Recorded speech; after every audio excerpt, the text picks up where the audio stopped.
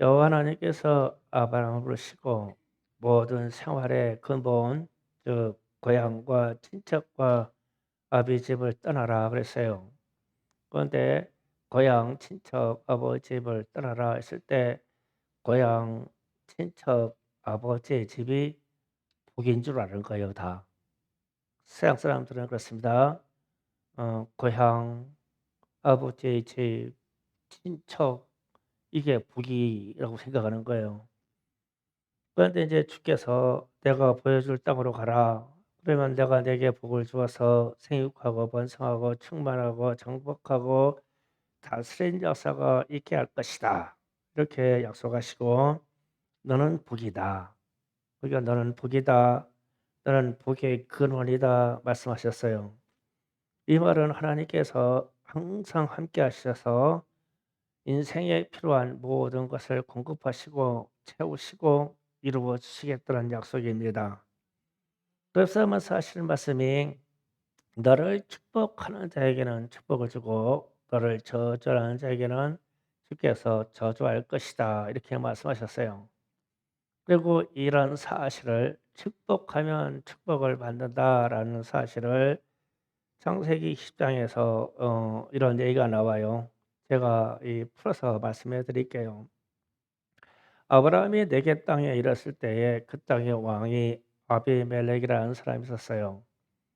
그런데 아브라함의 아내 사레가 이쁜 걸 보고 이 아비멜렉 왕이 그날 이 아내를 빼앗았어요. 어 이거는 역사적으로 생각하면 좀 쉬워요. 내 땅에 나그네로 왔어요. 그러면 그 나그네의 소유는 나그네의 것이 아닙니다. 예를 들어서 과거에는 시족 사회나 부족 사회가 있을 때 한 지역에 성씨가 김씨면 김씨 혹은 한씨면 한씨 이런 사람들만 살았어요.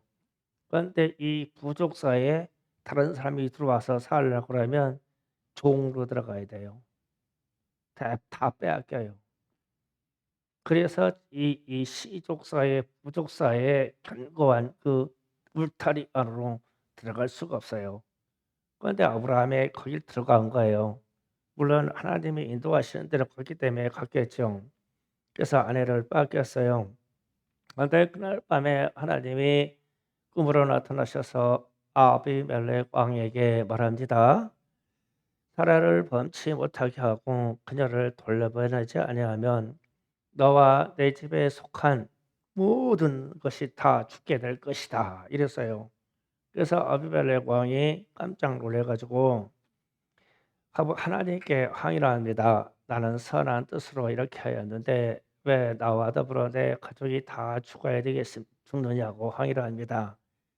그때 하나님이 내가 사는 방법은 아브라함과 사라를 축복하고 은 1,000개로 변상하고 아브라함에게 거주할 땅을 주라.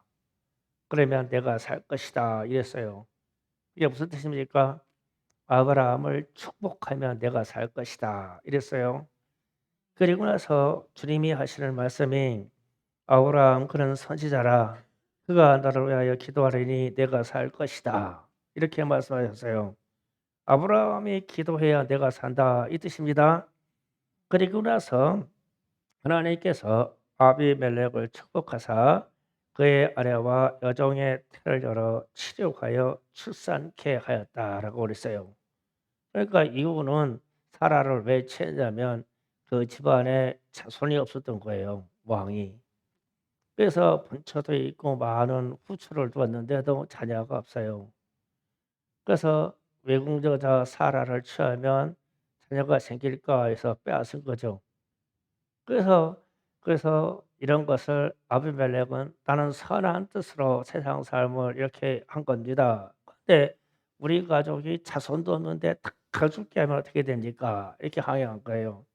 그런데 아브라함을 내가 먼저 축복해라. 그러면 아브라함이 너를 축복하여 기도할 것인데 그러면 네 집안의 문제가 해결될 것이다. 이랬어요. 그러니까 이게 축복받는 비결입니다. 그러니까 이것은 복에 대한 말씀이고 축복받는 비결입니다. 어떤 사람을 축복함으로 그 축복이 되돌아온다는 거예요. 그래서 구약 성경의 사상대로 하면 선지자나 하나님의 사람들을 축복하면 그 축복이 내게로 돌아온다라는 뜻입니다. 그래서 오늘날도 이것이 이 말씀이 당연히 이루어져야 돼요. 하나님의 말씀이니까. 그런데 아브라함은 누구나 다 믿음의 조상 아브라함이 될 수가 있어요. 나만 아브라함이 아니에요. 이걸 조심해야 돼요. 그러니까 이웃을 잘 축복해야 된다는 뜻이 돼요. 그리고 신약 성경에 와서 축복의 역사는 더 확장이 됩니다. 더 확장이 돼서 평안을 빌어주면 오늘 누가복음 말씀이에요. 그 집에 들어가서 평안을 빌어주면 거기에서 이 평안을 받을 사람이 있어서 받으면 그러니까 안녕하세요 그랬어요. 평안을 빌어준 게 안녕입니다. 안녕하세요. 그러니까 상대방이 같이 안녕하세요 그러면 받아주면 이 평안이 그에게 임할 것이다. 그런데 내가 이 평안을 빌어줬는데 상대가 안 받으면 이 평안이 내게로 돌아올 것이다. 이랬어요. 그러니까 이것도 상당히 중요한 말씀이에요. 요즘 보면 우리 학생들도 제가 예를 든다고 시험 들지 말아요. 학교 가서 선생님한테 인사 잘하는 사람 손 들어봐요. 다 들었네. 그런데 담임 선생님 말고 다른 선생님들 지나가는데 다른 반 선생님한테도 인사 100%는 사람 손 들어봐요. 어. 이제 이렇게 하면 심각해져요. 그러니까 손 들었네 저 뒤에도. 그러니까 "안녕하세요." 그랬어요. 그런데 어떤 사람들을 보면은 어떤 사람은 10번 만나는데 10번 "안녕하세요." 그래요. 그래요? 그런 사람이 있어요. 그래서 이제 인사를 받는 입장에서 '야 저 사람 참 인사성 좋네. 10번 지나가다 10번 만나는데도 인사해요.' 학교 선생님뿐만 아니라 학교의 선생님이 지나가는데 뭐 저분이 선생이든 아니든 연장자가 지나가면 다 인사해요. 학생들이 "안녕하세요." 그래요. 그래서 여기 몇 명이 그렇게 인사한대요. 잘하는 거예요. 뭐 상대방이 받으면 좋죠. 안녕을 받으면. 그런데 "안녕하세요." 하고 평화를 빌어 줬는데 안 받았어. 그럼 내게로 돌아온다 그랬으니까 우리는 유지를 해야 돼요. 사람만 보면 "안녕하세요. 안녕하세요. 안녕하세요." 유지를 해야 되는 거예요. 그러니까 "다솔아 그렇게 하라고 그런다." 사랑현이가. 사랑이도 다 못하면서 지금 얘기하는 거예요 지금 너한테. 이거 중요한 얘기예요. 그러니까 내가 복을 받는 비결은 내가 평강을 받는 비결은 상대방들에게 편안하라고 인사를 많이 하라는 거예요.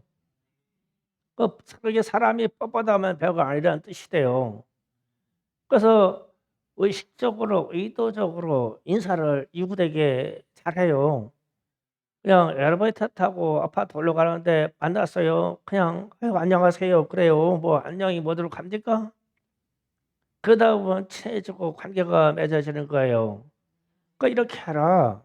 그래서 모든 선생님에게 모든 이웃에게 연장자가 어린 아이들에게도 "안녕." 할 수 있잖아요. "안녕."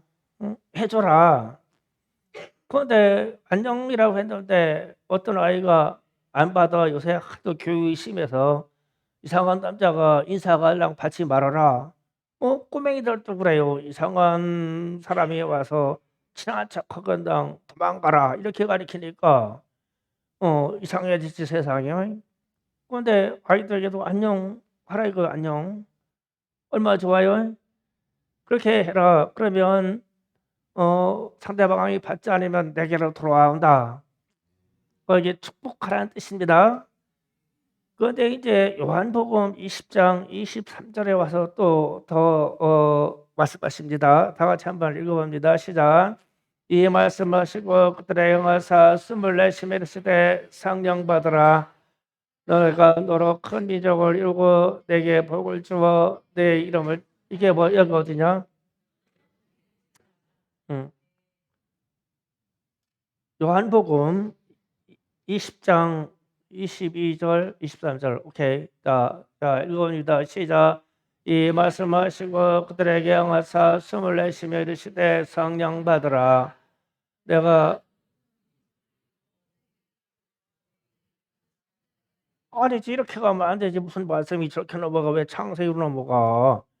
요한복음 20장 찾아가자. 요한복음 20장 가요. 성경책 있으니까 찾아보면 돼요. 이상하게 넘어간다. 고요. 네, 20장 요한복음 20장 22절 23절 다 같이 있습니다. 시작. 이 말씀하시고 그들을 향하여 숨을 내쉬며 이르시되 성령을 받으라.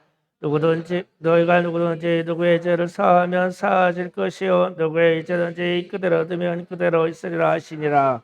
아멘. 그대로 있으리라 하시니라. 아멘. 그러니까 너희가 누구의 죄든지 용서하면 용서될 것이고 그대로 두면 그대로 있겠다 그랬어요. 그러면은 이게 좀 심각한 말이에요.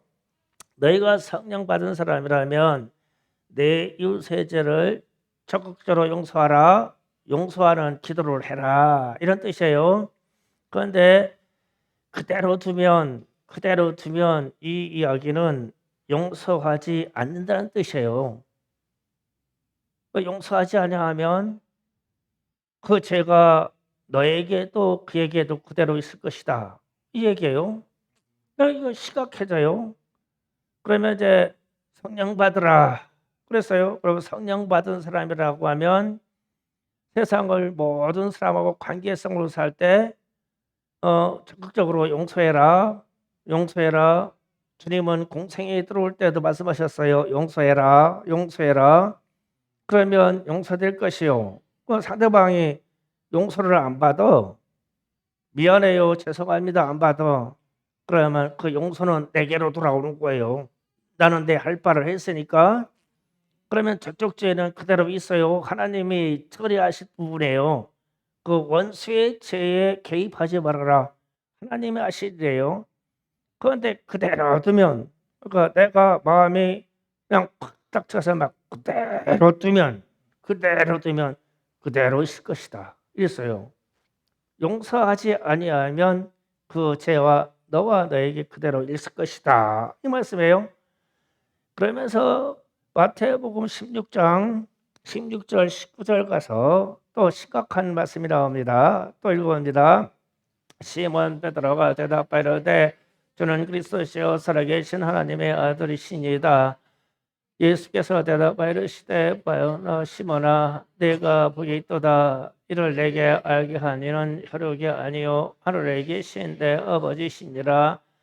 내가 내게 이르노니 너는 베드로라. 내가 이 반석 위에 내 궤를 세우리니 음부의 권세가 이기지 못하리라.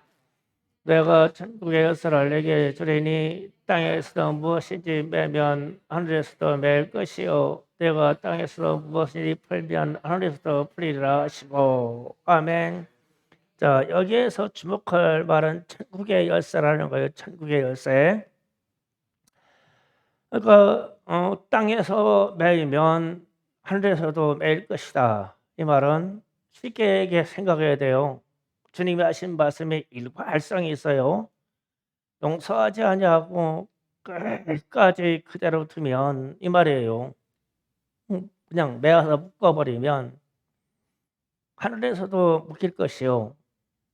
그런데 여기 가운데 끼어 있는 말씀이 천국의 열쇠예요. 천국의 열쇠. 천국이 안 열린다는 뜻이에요. 너희가 이 땅에 풀면 이 땅에서 모든 관계에서 용서하고 풀면 하늘에서도 풀릴 것이요. 천국의 열쇠가 천국이 열릴 것이라는 말이에요. 그게 우리 손에 있다는 뜻입니다. 그러니까 이 위대한 고백 저는 그리스도시요 살아계신 하나님의 아들이시니다 하고 교회가 세워질 것인데 음부의 권세가 이기지 못한다. 이렇게 해서 음부의 권세가 너를 이기지 못한다. 이렇게 말씀하시고 천국의 열쇠를 너에게 줄게. 그런데 천국 열쇠를 오는데 이 천국 열쇠 가지고 너희가 천국을 여는 거야 이 말이에요. 그런데 땅에서 매여 있으면 하늘에서 매여 있기 때문에 안 열려. 땅에서 풀어버리면 땅에서 풀으면 하늘에서 풀리니까 이 천국의 열쇠가 효능이 있어서 열려버린다 이 뜻이에요. 그렇잖아요. 제가 지금 설명하는 게 맞죠? 그러니까 천국은 나만 들어갈 수가 없어요. 그 얘기예요. 천국은 나만 들어갈 수 없어요. 우리가 함께 들어가야 돼요. 그런데 언젠가부터 천국은 나만 들어간다고 생각하는 거예요. 나 저 인간 절대 용서하지 못한다. 절대 용서 못해. 그리고 나서 나만 천국에 들어간다는 거예요. 당당하게 살아. 못 들어가요.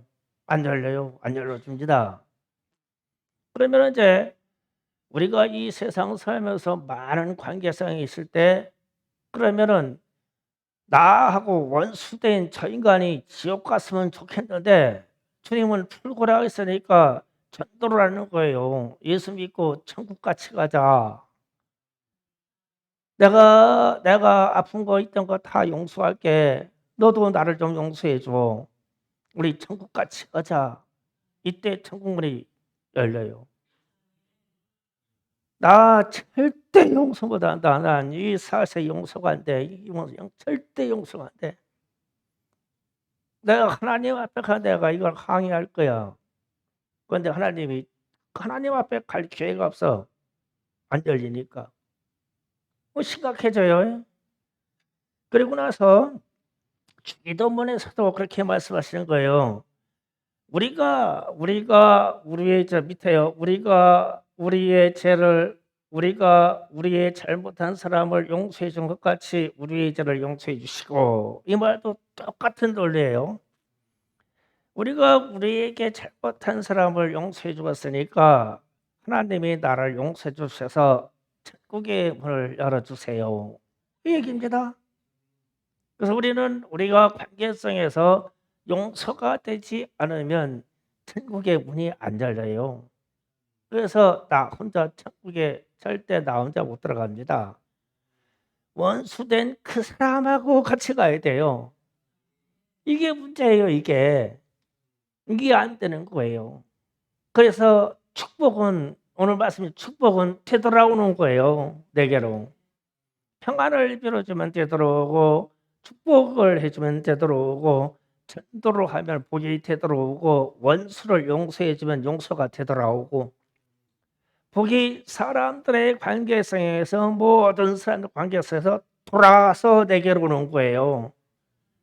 그래서 이게 복의 근원인 사람은 이걸 잘 알아요. 아브라함이 내가 복의 근원이다 그랬을 때 아브라함은 주님을 만나서 기본적인 이 자세를 알고 있는 거예요. 그래서 아비멜렉이 자기 아내를 뺏어갔는데 그가 기도하면 내가 살 것이다 라고 얘기하는 거예요. 그러니까 원수된 자를 풀어줬으니까 그가 어떻게 기도하겠어요? 축복의 기도를 해줘야 되겠죠. 원수된 자를 용서해줬으니까 그동안 나에게 대해서 용서하는 그런 기도를 해야 되겠죠. 관계성입니다. 이거. 그래서 주기도문에서나 성경을 읽었을 때 나만 간다는 이야기가 없고 주기도문에서도 보면 우리에게 우리의 죄를 우리 계속 우리로 나와요. 우리 내가 이게 없어요. 같이 가야 돼요. 혼자 절대 못 갑니다. 그러니까 우리가 축복을 잘해야 돼요. 축복을 잘해야 됩니다. 이제 반대로 이제 부정적인 측면을 얘기할게요. 이제 누구를 저주하고 욕하고 비방할 수 있어요. 그러면은 누구를 저주하고 욕하고 비방했어요. 그래서 아브라함에게 주님이 말씀하셨습니다. 너를 저주하는 자에게는 내가 저주할 것이라고 그랬어요. 나는 하나님이십니다.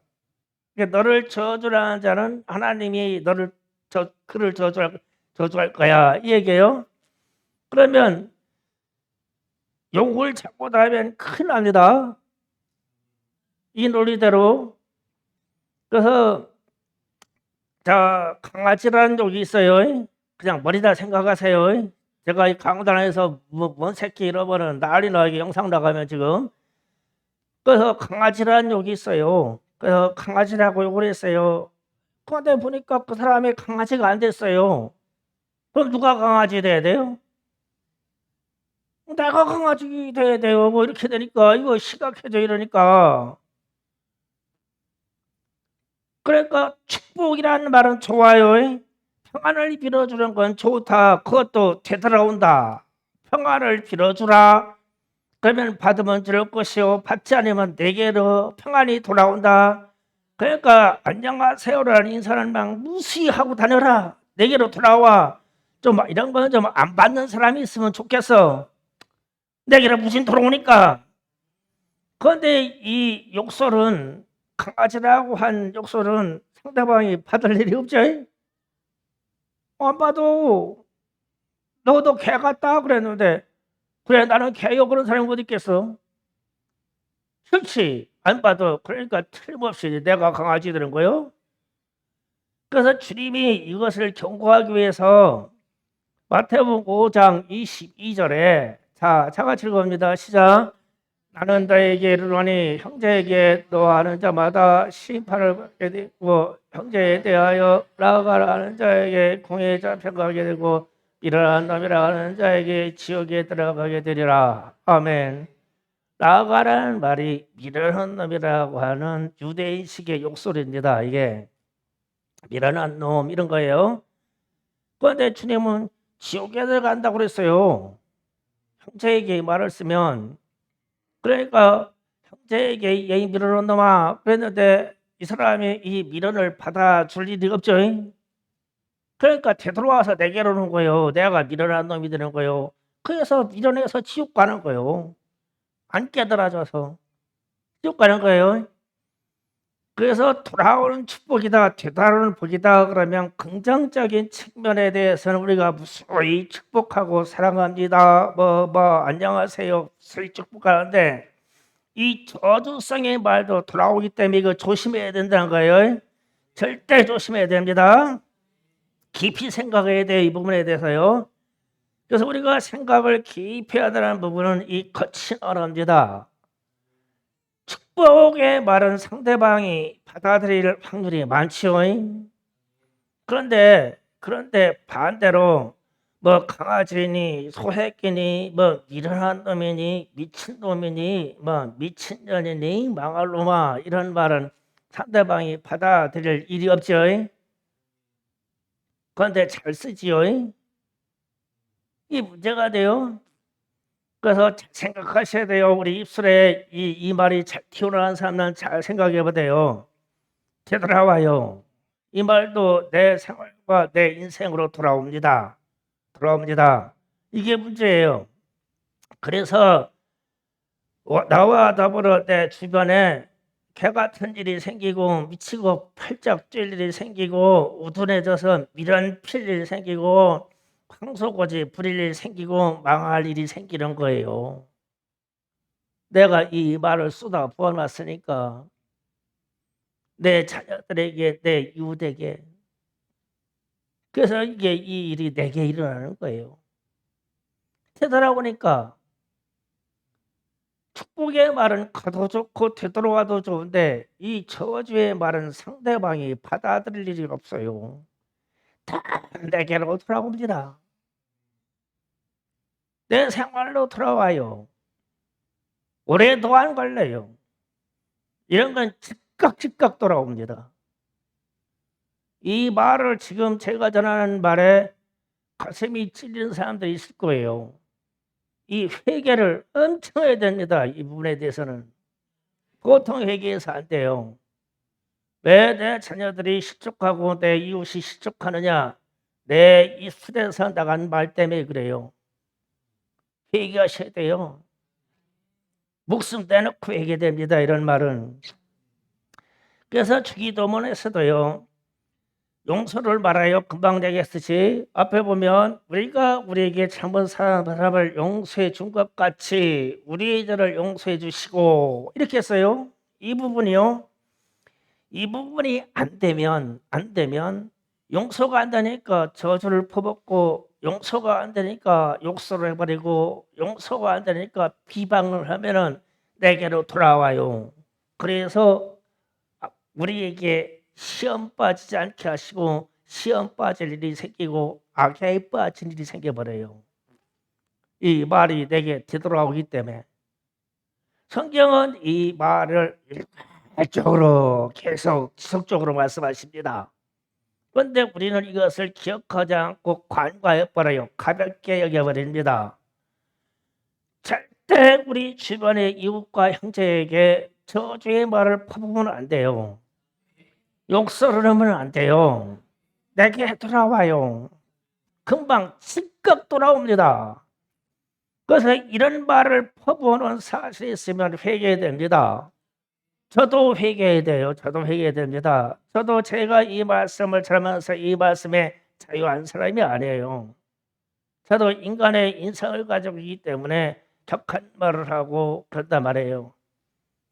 나도 은혜가 돼요. 지금 말씀을 들으면서도 여러분도 잘 생각하셔야 돼요.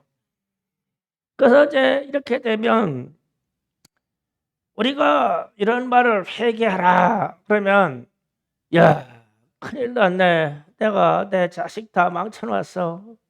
큰일 났네. 내가 내 남편도 내 이웃도 내가 다 망쳐놨어. 내가 저 미친놈만 망할 놈만 있으니까 이렇게 됐지. 내가 잘못했어. 내가 잘못했어. 이렇게 하는데 이렇게 되면 회개가 저절로 돼요. 이렇게 생각이 들면 야 내가 이 말 잘못 던져가지고 야 내가 이 말을 잘못 던져가지고 그냥 또 저 사람 또 뒤집어졌네. 내 새끼 그냥 다 미쳐버렸어. 아이고 큰일 났네. 이게 회개돼요. 그런데 사람은요 구구절절히 다 변망합니다. 이래서 내가 그 말 뱉었어. 이래서 그 말 뱉었어. 이래서 그 말 뱉었어. 내가 이래서 그랬어. 이래서 그랬어. 이래서 그랬어. 이래서 그랬어. 이래서 그랬어. 그러면 천번만번 지옥 들어갈 때까지 이 변명이 늘어지기 시작하면 회개가 안 돼요. 이런 말 앞에서 변명이냐 회개냐를 나를 딱 결정해야 돼요. 내 자신에게 회개하셔야 돼요. 변명하면 안 됩니다. 이 말이 얼마나 무서운지 내 자식에게 저주의 말을 퍼붓고 나서도 그 자식이 잘 되기 바라요. 그런 집안 자식들이 잘 되는 사람은 하나도 없어요. 두려운 말씀이에요. 제가 오늘 반문에 말씀을 붙잡고 부정적인 측면을 크게 깨닫고 회개하는 이유가 제게 있어요. 제게 있어요. 사실대로 얘기할게요. 어떤 목사님이라는 분이 1907년에 평양에 대부흥이 있을 때 우리나라에 선교사로 오신 분이 있었는데 이분의 자손이 3대째를 한국을 섬기고 있어요. 그래서 3대째 그 손자 세대가 돼서 이분도 연세가 꽤 되셨는데 이분도 한국을 위해서 기도하고 있어요. 그런데 이분이 얼마 전에 한국에 들어오셔서 남과 북한에 대해서 평양과 북한의 안타까운 현실에 대해서 무지 안타깝고 기도로 섬기고 있다 이 말씀을 하시면서 한국교회에 있는 목회자들은 회개해야 됩니다 이 말을 던졌어요. 그런데 회개해야 된다는 이유를 이렇게 얘기를 하는 거예요. 한국교회와 더불어 한국교회 목회자들이 북한에 대해서 기도할 때 김정은이에 대해서 기도할 때 김정은이가 하나님 김정은의 생명을 거둬가 주세요. 그거 좀 급살마서 죽게 좀 해주세요. 다 이렇게 기도한다네. 그런데 김정은이는 아직까지 그렇게 10년 가까이 한국교회 목사들이 한국교회 성도들이 그렇게 기도를 해오고 왔는데 김정은이가 아직까지 안 죽었다네. 그러면 주님이 이 어마어마한 기도를 다 접수했는데 이 기도의 응답을 어디로 돌려야 될까 생각해 보셨습니까? 이런 거요. 어이, 우리에게로 돌아올 거네. 내게로 돌아오네. 그러면서 오늘 말씀 전하는 이 말씀 부정적인 측면의 저주의 기도와 저주의 말하는 사실에 대해서 한국교회와 더불어 한국교회 목사님들은 회개하셔야 됩니다. 이렇게 했는데 북한에서 목사님들이 모여서 회개 기도를 하는데 난리 났어. 그래서 내가 그 소식을 딱 듣고 영상을 딱 보면서 안 했나? 나는 김정일 때부터 김정일이 좀 죽게 해달라고 나 무시기도 했거든. 김정은이가 죽어야 남북한이 통일되게 된다고 했거든. 그런데 내 기도 때문에 죽은 게 아니고 내 기도 때문에 김정은이가 지금 살해되게 저게 아니요. 내 기도가 응답이 안 됐어. 그래서 내게로 다 돌려주시겠다네. 이거 큰일 났어. 그래서 제가 지난 수요일쯤에 이 이야기를 듣고 야 진짜 인생 큰일 났네. 잘못 기도해 놔 가지고 이거 회개되는데 나는 개인적으로 우리 성도들과 더불어 삶 속에서 개인적인 삶에 있는 사람들에게 대해서는 무수히 주님 용서합니다. 사랑합니다. 축복합니다. 아침에 그냥 새벽 예배 때마다 사랑합니다. 축복합니다. 이 말을 던지는데 나는 국가 상황에서 남북한의 관계에 대해서 기도할 때는 북한에 있는 이 인간 족속들은 다 죽어야 된다고 기도했네. 그런데 버젓이 잘 살고 있어. 어메 주님은 그들도 사랑하고 계시네. 내 기도를 안 들으시고 그를 사랑해. 그래서 이 미국에서 기도하시는 이 목사님에게 주님이 친히 오셔서 "나는 한국 교회를 심판할 수밖에 없다." 그들에게 십수년 동안 쌓아놓은 기도를 다 가지고 있어. "나는 북한이 불쌍하다." 일었을 때. 그래서 김정은이가 자연적으로 어떻게 죽을지는 모르지만 자연적으로 죽은 이후에 한국 교회와 더불어 한국을 심판할 수밖에 없다. 내가 전한 말씀 중에 국가든 민족이든 저주하라 한 말이 어디 있더냐? 성령 받은 사람은 용서라고 그랬고 성령 받은 사람은 풀으라고 그랬고 하물며 너희들하고 관계 속에서 그런데 나라와 나라 사이에는 더 그렇지 않겠는가? 이러셨더라는 거예요. 그러면은 우리는 북한에 대해서도 기도할 때 하나님 북한의 지도자들과 더불어 북한도 또 한 번의 부흥이 있게 주십시오. 북한의 식량이 부족해서 그렇게 굶주리는 우리 동포들에게 양식을 공급해 주세요. 잘 됐다 굶어 죽는 김에 다 굶어 죽어라 이러지 말고 그렇게 기도했어야 되는 거예요. 하나님 우리 북한도 우리 민족이기에 같이 천국을 가야 되겠습니다. 천국의 열쇠 같이 천국에 가야 되겠습니다라고 기도했으니 게 맞는 거예요. 우리는 남한에 살아서 풍족하게 살으니까 우리는 다 천국 갈 줄 알고 우리가 천국문을 열고 들어갈 줄 알았는데 북한에 대해서 북한의 지도자들에 대해서 기도할 때는 나는 천국 가는데 북한의 지도자들은 다 지옥 들어가야 돼요. 천국문을 안 열어. 매이면 매인다고 그랬는데 풀라고 않고 매인 자체로 저들이 그렇게 저주받기를 원하는 기도를 수없이 한 거예요. 그래서 저도 꾸준히 기도했더라고요. 북한이 뭐 핵 개발한다, 막 미사일 쏘았다 그러면은 막 그냥 그랬어요. 야, 이게 나라에 대해서 기도하는 것도 참 우리가 잘못하고 있구나.